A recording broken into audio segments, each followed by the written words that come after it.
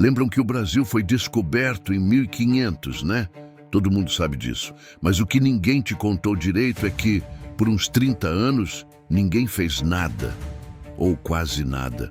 Os portugueses deram uma olhada, pegaram um pouco de madeira, trocaram uns espelhinhos e sumiram. E aí, do nada, eles voltam em 1530 e decidem: agora sim, vamos colonizar. Mas por quê? O que mudou? O que eles estavam esperando? E se eu te dissesse que a colonização começou não por interesse, mas por medo? Que o Brasil quase virou francês? E que esse paraíso tropical começou com cana-de-açúcar, escravidão e guerra? Pois é, essa história é bem diferente daquela aulinha sonolenta do ensino médio. E você está prestes a ver como tudo isso moldou o Brasil desde o início. Então já se ajeita aí, porque o buraco é bem mais embaixo do que parece. Vambora? Beleza. A gente já entendeu que por 30 anos, Portugal ficou meio que em cima do muro em relação ao Brasil.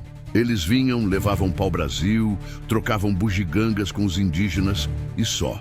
Mas aí, em 1530, o jogo vira. Por quê? Porque o clima começou a esquentar. Literalmente. A França começou a aparecer mais forte na costa brasileira, principalmente no litoral, do que hoje é o Rio de Janeiro. Os franceses chegaram no estilo: cheguei, não vi dono, vou ficar. E Portugal, que até então estava só de olho, pensou: opa, melhor a gente marcar presença antes que alguém pegue o pedaço. É aí que entra o tal do Martim Afonso de Souza. Portugal mandou ele com uma missão bem clara: organizar a parada, povoar, defender e produzir. Nada de só passar e pegar madeira. Era para chegar, construir, plantar, montar engenho e botar ordem na casa. Imagina que ele era tipo o gerente de operações do primeiro projeto piloto da colonização oficial. A missão dele era instalar os primeiros sinais de um governo real, criar vilas e, claro, garantir que o Brasil continuasse sendo português. Na marra, se fosse preciso. A expedição dele sai de Portugal em 1530 e chega por aqui em 1531. E olha, o cara não veio para passeio, não.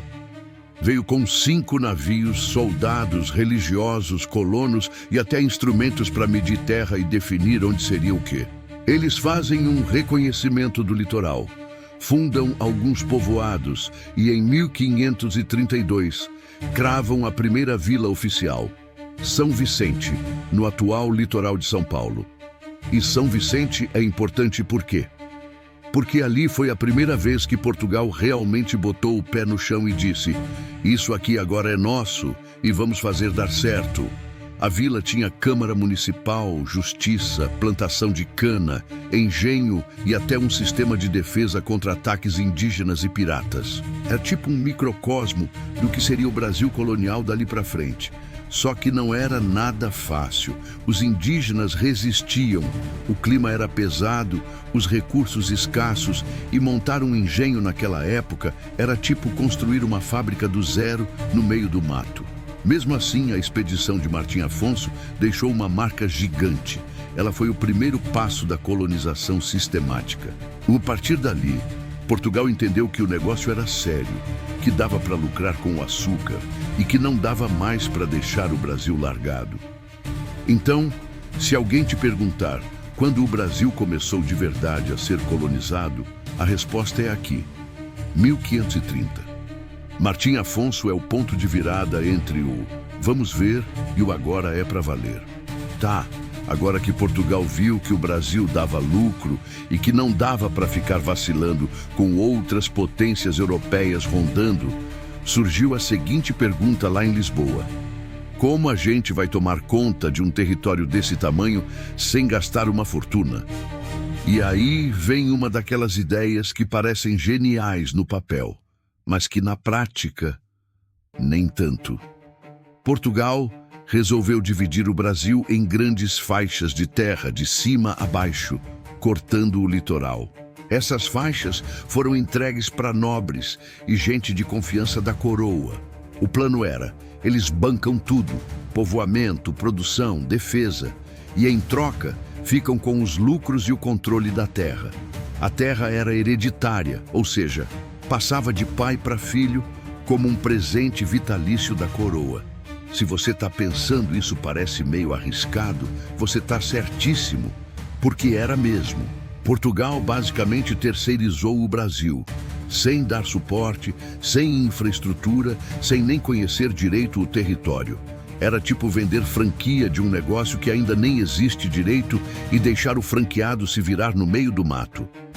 Ao todo, foram criadas 15 capitanias e entregues a 12 donatários. Mas a verdade, a maioria foi um fracasso retumbante. Algumas nunca foram nem ocupadas de verdade. Por quê? Porque era caríssimo manter tudo funcionando, tinha resistência indígena pesada, ataques estrangeiros, doenças tropicais, e muitos donatários nunca nem pisaram no Brasil. Eles ficaram em Portugal mandando carta. E não dá para administrar um país por correio, né? Mas calma, nem tudo foi desastre.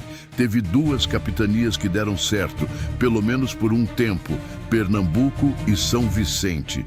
E adivinha o que elas tinham em comum? Açúcar. Essas regiões conseguiram plantar, colher, refinar e vender o tal ouro branco direto para a Europa. Resultado, viraram as regiões mais lucrativas da colônia.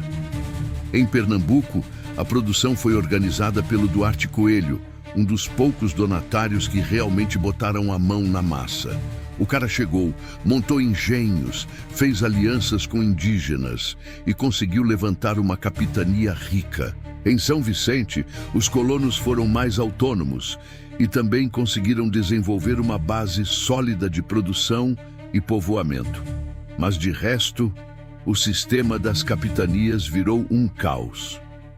No fim das contas, a ideia parecia eficiente, mas Portugal viu que não dava para deixar a colônia nas mãos de donos privados. Era grande demais, rica demais e estratégica demais para correr esse risco. E aí, em 1549, a coroa portuguesa toma uma decisão importante: centralizar tudo e assumir o controle direto. E isso nos leva ao próximo capítulo da nossa história: a criação do governo geral, que muda completamente o jogo da colonização. Então, olha só o que rolou até aqui. Portugal tentou colonizar o Brasil no estilo empresarial raiz, dividindo a terra em capitanias e passando para nobres cuidarem como se fosse um negócio próprio. Resultado, quase tudo deu errado.